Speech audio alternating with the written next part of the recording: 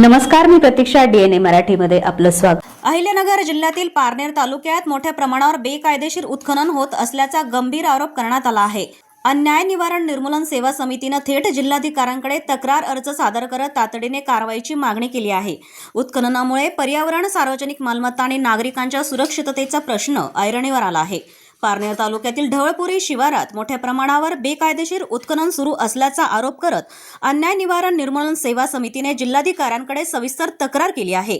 या तक्रारीनुसार संबंधित ठिकाणी कोणतीही शासकीय परवानगी न घेता उत्खनन करण्यात येत असून त्यामुळे शासनाचं मोठं आर्थिक नुकसान होत असल्याचा आरोप निवेदनाद्वारे करण्यात आला आहे.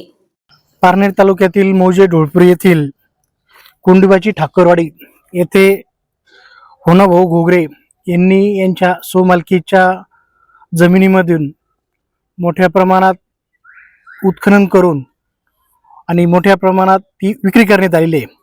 तर याचबरोबर महाराष्ट्र महसूल अधिनियम 1966च्या कलम 48(1) नुसार जरी स्वमालकीची जमीन असेल तर त्याच्या ठराविक अंतरानंतर महाराष्ट्र शासनाच्या मालकी हक्क असतो.